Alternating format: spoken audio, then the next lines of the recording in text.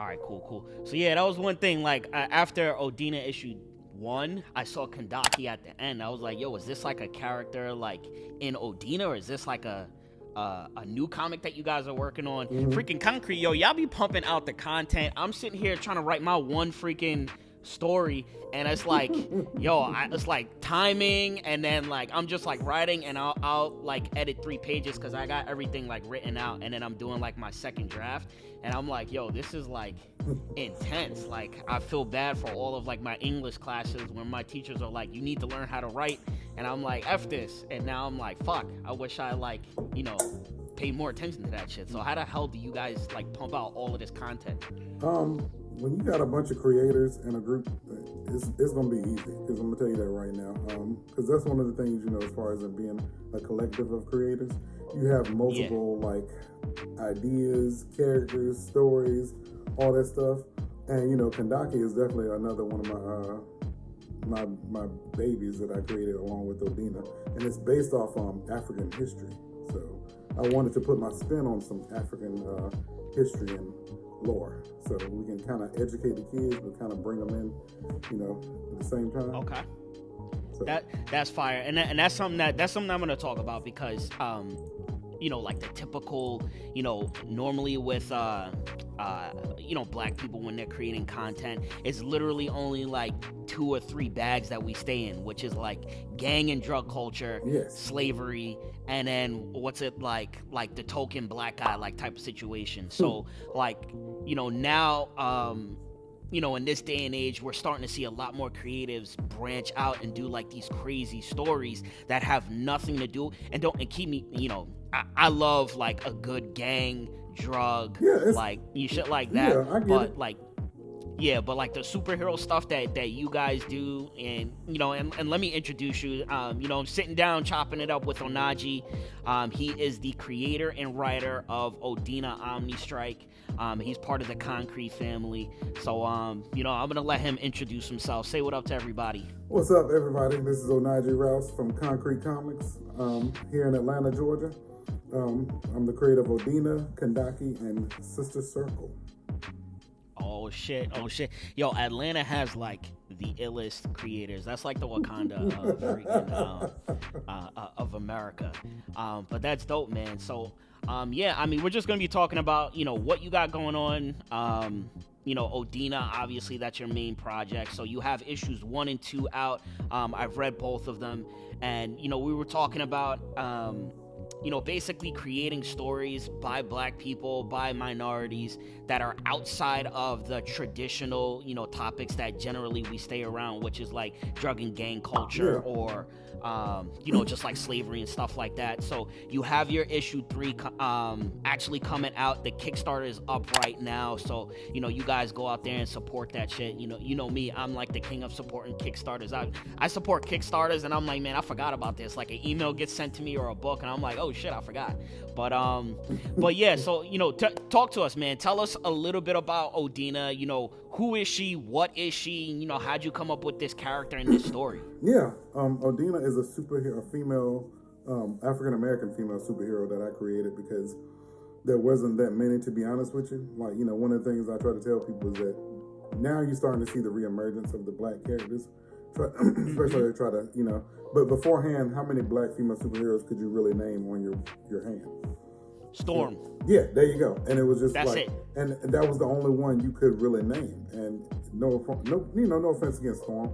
You know, Storm is the culture. You know, so I like Storm. I'm a big fan of Storm. But Mm-hmm. we you know, it's time that we have that option where it's not just that one character as a token, and we have a plethora of these black characters. And with Odina, I created her because one, like I said, there weren't that many African American female superheroes that were really being spotlighted. And then also, you know, I come from a matriarchal family, so why aren't black women really being represented in this light when they've they've been one of the main movers and shakers in this country. So I mean, that's a fact right there. I see no lies. I see yeah, and hear no lies. yeah. And my family, you know, my nieces, my sisters, my mother, you know, strong, you know, not to contribute to that trope of strong black women, but you know, powerful queens. So why not have that representation, for them and my nieces who are coming up that say, I see myself, in the comics and the superhero world now. So. Yeah, and that's dope. And I like that. I mean, your characters that you have, they all have like different personalities. So I know one thing is like they always portray, they always portray black women as like, one type of thing. And you could see it all across the board from majority of movies and things like that. But your characters, like, they're black women, but they're all a little different. So yeah. Odina is like, she's quick with the responses, she's jokes, she's like a little sassy, which people could expect. But then you have that other character, and I'm gonna butcher the names. The one that was like,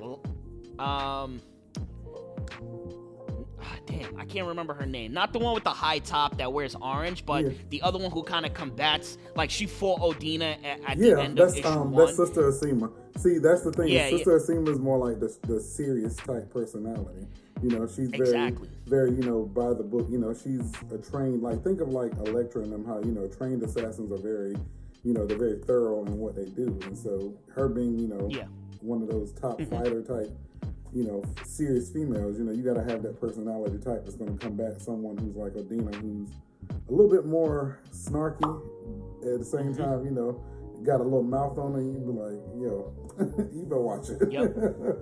Yeah, and it's weird. It's like when I'm looking at this character, I'm like, she reminds me of like Nick Fury, not like Samuel Jackson's Nick Fury, but like the earlier Nick Fury, like, super serious, like government official, like, ready to get down to business, like not for play, not joking. So it's cool seeing all those different dynamics from the characters that you're creating. I mean, when you're making these characters, obviously, like, you said you use your family for inspiration, but like, when you're coming up with multiple different characters, and I'm talking to you as somebody who's in the process of writing his own story, and I resonate with 2 characters, but your story has to have more than 2 characters. So when I'm making other characters, I'm like, holy shit, I forgot that I got to make a whole bunch of side characters. So how do you do that? How do you come up with all these different type of personalities? And even when the characters speak, like they all speak their own language. Like how are you bringing it to life? You know what? It's funny you say that because as a writer, you start to observe. And one of the things I do is not only with my family, like when I get together with my family, like I sit back and I will crack up at my nieces because their level of intensity is so hilarious that the personalities come out and it's kind of like chaos, but I love it. I'm sitting there right smack in the middle of it. So you got all these personalities. First of all, I got 8 nieces. Yeah, exactly. And that's not including like the ones who got kids. So, and they got children. So that's a lot of personalities to pick from. So that's a cheat code for everybody. If you got a big family, just start stealing some freaking personalities and slapping new names on them. And then on top of that, but when I go out, and if I might, just stroll the streets or something, sometimes I'll pay attention to like, the way people act, very observant, the way stuff goes down. So I observe their personalities through that as well. So, yeah. Okay.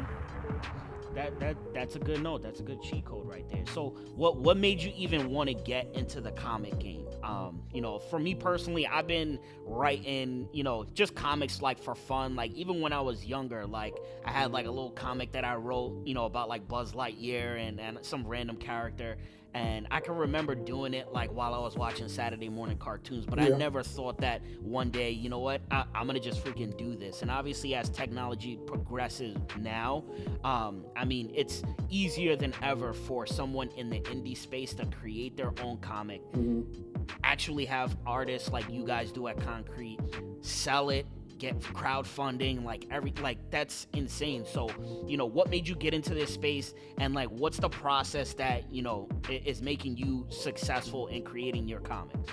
The process, well, when I first started, I pretty much, like everyone, Saturday morning cartoons, and then, actually picking up a comic and seeing, these characters on this page, these colorful characters on these pages and how the dialogue is set up and, how they, move through each scene and each panel. And Stan Lee, being the creator he is, who created Marvel, him and Jack That's the Kirby, OG right there. you know, R.I.P. Him and Jack Kirby, you know, they created these worlds, and so for anyone to able to just have this imagination, you know, it's amazing to see like it come to life, and that's when the process begins of like, if you're inspired by this, well, first you need to write, like, because nothing's gonna just come out of the sky for you. You know, you got to start putting pen to paper, and when you start doing that, that's when you start thinking about, okay, how much is it gonna cost? What do I need to do? Like, how do I follow in these footsteps of these greats like Dwayne McDuffie and all that? So, all right, now stop right there. You talked about cost. All yes. right. So, and you don't have to get into exact numbers. I'm also not the IRS. So, whatever. But, you know, what does it cost? Like, what's the range that, you know, let's just say for one issue, what does it cost to make a project, you know? And what are you doing? You know, you're the writer, but, you know, are you hiring illustrators, you know, and you hire an editor, you know, and you hire the company to actually make the booklets, or, you know, whatever it is? What could you say is like the price range? Okay, so that's funny you said that, because this is not a cheap business when it comes to like your product. So a book by itself can be range from like $1,500 to like $2,500, and even if you're doing all the work, you're still gonna have to pay for well, here's the thing, there's like 6 jobs within a comic. You got the writer, and then you got the artist, and then you got the inker, and then you got the colorist, and then you got the letterer and the editor. All that, if you can cover some of those jobs, that might help you split down some costs. But for the most part, you might as well go ahead and get ready to kick out that $1,500 or that $2,000. Yeah, I'm more of like the 2,500 range. I'm just writing like, yeah. and I can do all those things, but I got a 1-year-old. But here's the thing, though, it's impossible to get anything accomplished with a 1-year-old. Exactly, and here's the thing, also, how much are you willing to invest in your product? Because you want to have, you know, that good product. So, yeah. And then, you know, I don't just want to leave it at that 2,500 mark and for someone to say, oh, 2,500, that's it. Like, obviously, there are things that you can do and add on to that. Obviously, up the quality and, you know, different things. But we're just talking about in general for people who have no idea of monetary value and how much it costs to actually just make a comic. And it could be even less, you know, whatever the case is. If you can find a way to reduce it, more power to you. All right, cool. So then you were getting into what got you into the comic game, and you were talking about watching Saturday morning cartoons, and I also want to talk about had you linked up with Lonzo and Konkret Comics as well. Yes. I linked up with Konkret Comics through Jamel and Lonzo. Well, I met Jamel first because we were part of another indie group that was on Facebook. Who's Jamel? Is that JT or? Yeah, Jamel Leslie, the creator of Absolver. So, yeah. That was my first Konkret comic that I read, man. I was just like looking at it and I was like, yo, this dude looks like Spawn. So I was like, let me pick this one. So we were all in a different group together, and me and Jamel clicked. And so I kept in contact with him. So Jamel knew Lonzo. And so, you know, after our thing fell through, like we didn't, I still continued on, but I don't think I was working with anybody like that. So he told me about this other cat, which was Lonzo, telling us we should all link up and like create, you know, this own little universe. And so when we met, you know, everything just clicked. So that's how you got, you know, Odina, Acolyte, and Absolver together, and then, you know, adding Decimation Earth, Andy Starboy, The Watchmen, and all these other dope titles. So, yeah. Yep. And I've read all of those. Watchmen is the last one that I got to read, and then I also want to do like, you know, rounds 2 and 3 for Odina, Andy, Absolver, all of those. But it's dope that you guys are like just coming together, and like I'm gonna assume that's literally how like Marvel and DC started. It was just like a couple of people. I mean, even like Disney, when you see that, it's just like, yo, I'm gonna just create these characters in my garage, and now it's freaking like a multi-billion-dollar franchise, man. That's freaking dope. That's dope. So, I mean, it's good. You get to create with your friends, but then it's also staying committed. So, one of the things that we were talking about is I was asking, how do you guys just like pump out this content? Not saying that you're like coming out with like new comics every week. That's not what I'm saying. But how do you just like stay focused, stay motivated, stay accountable to each other? Because I'm sure that you guys have like specific goals and deadlines that you work out. Yeah. So like, what does that look like with you? What's the difference between working with a team of people as opposed to just somebody working by themselves? It's pure hell. That's what it is. No, it's dedication, because the one thing about being indie is that we are we don't have the budget like a Marvel or DC, so we gotta time is of the essence, and when it comes to being creatives and holding each other accountable, when it comes to products, production, and all that stuff, we try to be there for each other. We kind of focus and we rally as a team as much as we can. Even though we each can get boggled down with our own projects, we still kind of come together to be like, how are we doing with this? Where are you at with this? Trying to stay on top of things, because one of the things we really want to focus on is delivering the product to our customers. And so that's why we got, as a team, we hold each other accountable for that. That's dope. And you just ran I just hit so many different questions just from you saying that, but I'm gonna be all over the place. So that's freaking dope.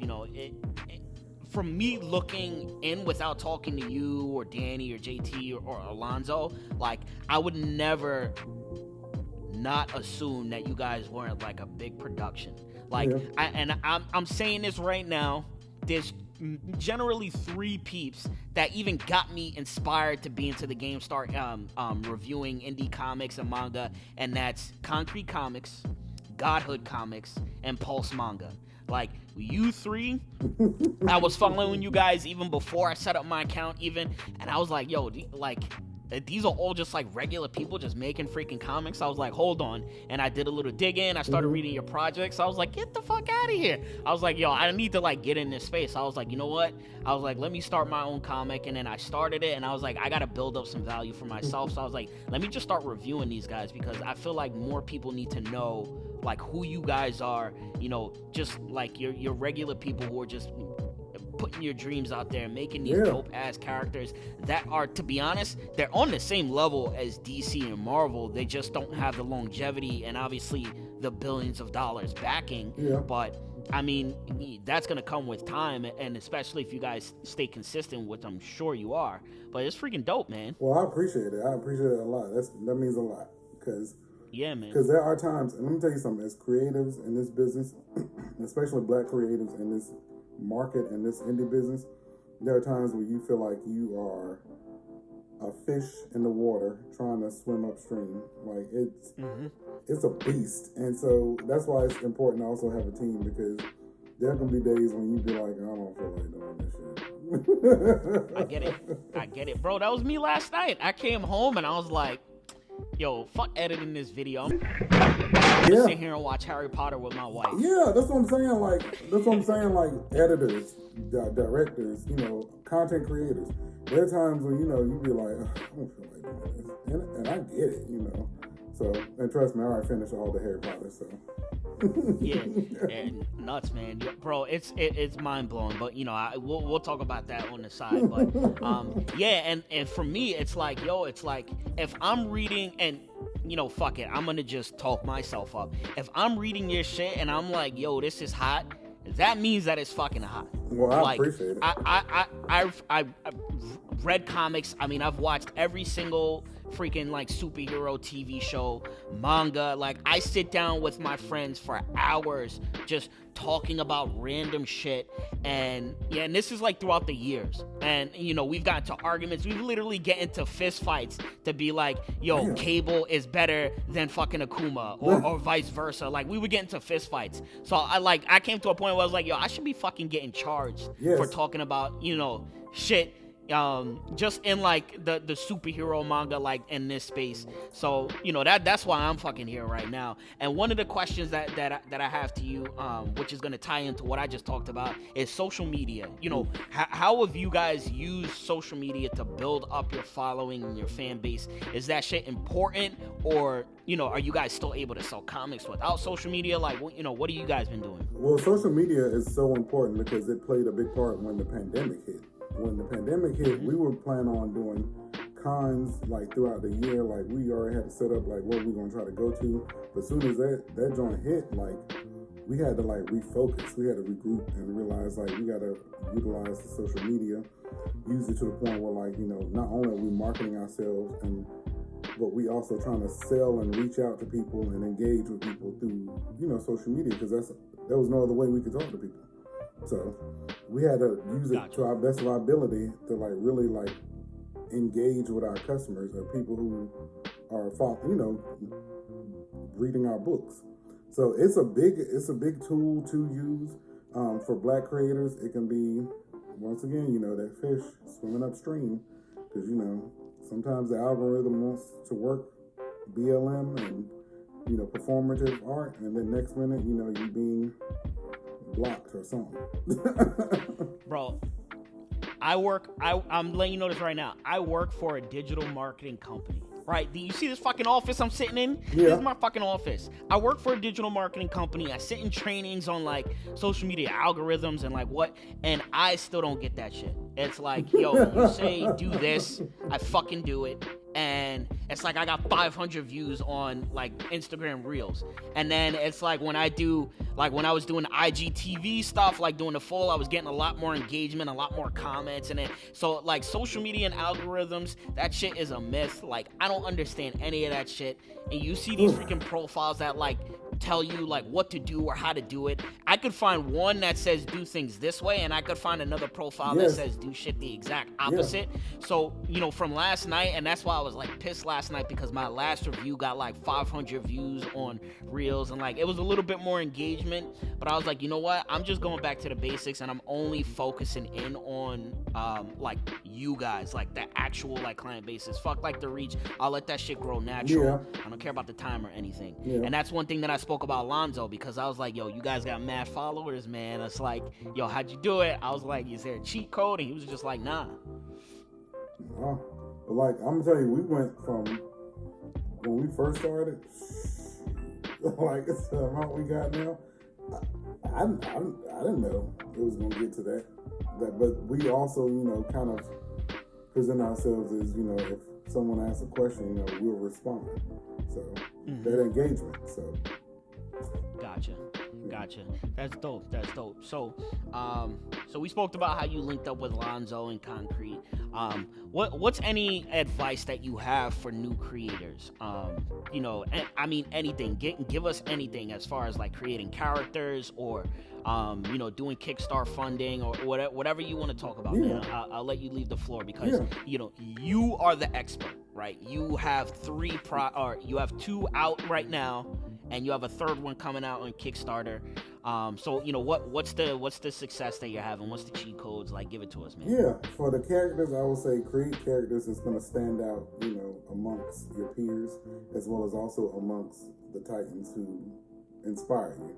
So if not to say like one day you're trying to have them be amongst them, but you want to visualize your character where they can hold their own amongst the big dogs. So create that character. Don't just create something that's random and just average. Don't be average when creating. Just create some dope shit. And and last but not least, when it comes to creating, be in it for the long haul, because this is one of those things where like it's gonna be frustrating and nothing comes overnight. Nothing. And that's just any journey you go on, whether it's a new job or anything. Nothing comes overnight. So be ready to just put in the work and enjoy that journey, even when it gets frustrating as hell. Dope.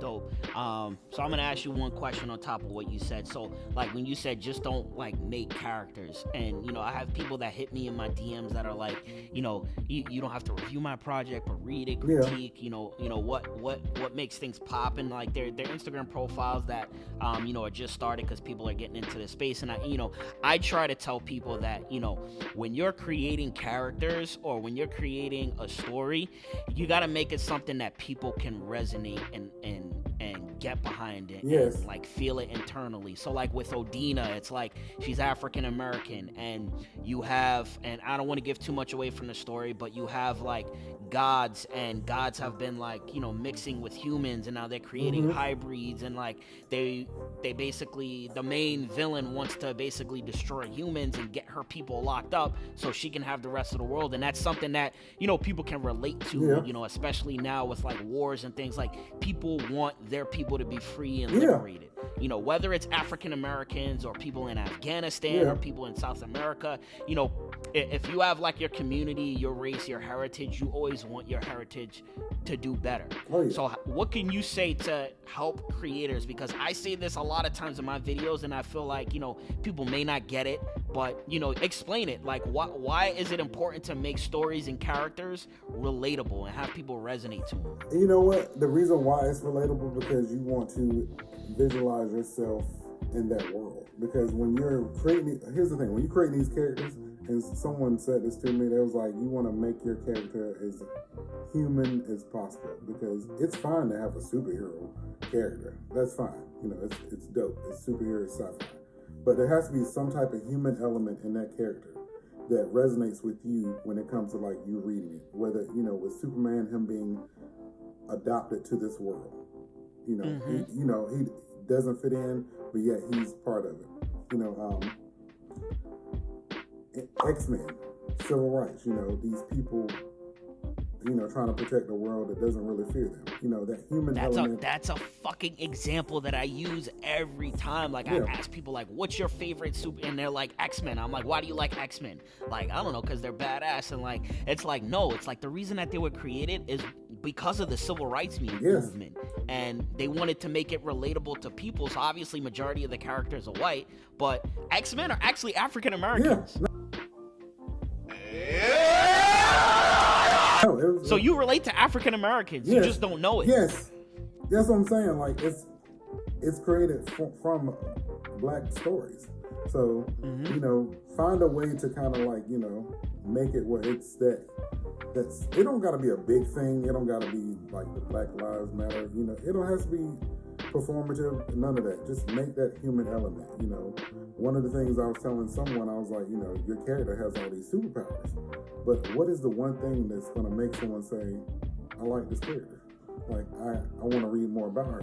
Like, what is going to keep me interested? I mean, if she just overpowered and there's no struggle, because we deal with struggle, you know, human element every day.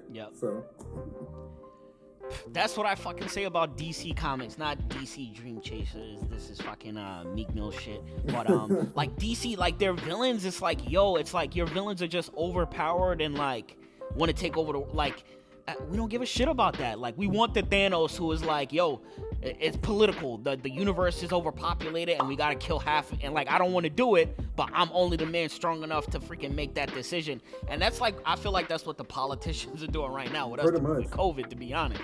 Right, but you know, we won't get like that. No, or I was gonna say, we're not gonna get you shut down. Come on now. yeah, right. But yeah, like I feel like with Konkret and with your story, like you guys have elements that like are relatable, that shit that I can like see myself in, or I could see personalities in there, and I can see motive. I can understand motive. I say, if you want to make a good villain where people are like, yo, that motherfucker got a point. Yeah. That's it. And that's right? another thing your too. main villain wants to. Yeah. And that's another thing too with your villain. You know, it's easy to be just evil and diabolical, but try to kind of make them, put them in a sense where what they think they're doing is right. for some weird reason, you know, make them think that what they're doing is right, even though there's some level of vindication of what they trying to accomplish. You know, like word. Let's fucking talk about Voldemort, right? Like, don't get me wrong, he's super fucking evil, but he's very mirrors Hitler in the aspect of, yo, I want to freaking destroy all people who aren't my race. All the muggles gotta go. That's the thing I was telling someone. I was like, because I'm a big fan of J.K. Rowling, how she built that world. That world building is crazy. How you know, they have the ideology of purebloods, so. But they think that only purebloods, which if you notice, like hybrids, they need to inherit the world. Only hybrids, humans and other gods, they don't deserve it. So with Voldemort, he thinking, well, only purebloods deserve to live, and that's the ideology all of them believe in, even his followers. And they're thinking Muggles, I hate to say the word mudbloods. Yeah, and it's fucking crazy because I think he wasn't even a fucking pure blood fucking magic user anyway. It's like, yo, and that's the same thing with that was the same thing with Hitler. Exactly. Hitler wasn't blonde hair, blue eyes, and all this shit, Aryan race, and I was like, yo, that's not even you, and it's like, it's nuts. That's what I'm saying, dude. Like, he was born Muggle. His Muggle name was Tom Riddle, so he had to change it. And Hitler, same way. Boy, I'm trying to tell you, it's whatever. But yeah, man. But yo, this was fucking awesome, man. I mean, I'm hoping, and I already know a lot of people are gonna get extreme value out of this. And that's it, man. I want you to promote your shit. I want this reach to get to all corners of the freaking globe, so people know about, Onaji, Odina, Konkret Comics, and the right way. Not necessarily the right way, but you can get into this comic space as long as you take it serious, and just get your storytelling game and your character design game up. Oh yeah. Cool, man. So I'll let you plug in all your shit, and then we'll get out of here, man. Yes, absolutely. My name, Onaji Rouse. Odina issue 3 Kickstarter is live. Donate. If you don't feel like donating, share and support. The link is in the bio. You can find me at Obsolete Studios LLC on IG, as well as also at Konkret Comics IG. So link is in the bio. Support the Kickstarter and look forward to seeing the books Odina issue 3 and Kandaki in Sister Circle. Dope. And I'm gonna be posting up all of his shit in this video so you guys can fucking visually see it. I love people are like, yo, all your editing and effects and all that shit, and it's like, yo, I just learned how to do all this shit, man. I was about to say, big ups to you, because if it was up to me, that shit would not get done. Yo, man, that's mad funny. But nah, this shit'll get done.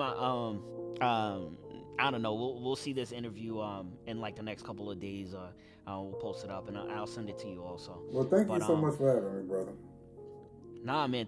Thank you, man. Thank you. I love Konkret. Like I said, you guys are the reason why I even decided to get into this game. I appreciate your whole team. I mean, you, Daniel, Lonzo, just your whole crew and what you guys have freaking created as far as your Konkret universe. It's freaking dope, man. It's dope. Look, you don't gotta appreciate all of them. You can just appreciate me. All right, man. Cool. All right, bro. So I'll let you get out of here and catch you guys later. Peace. All right, thank you.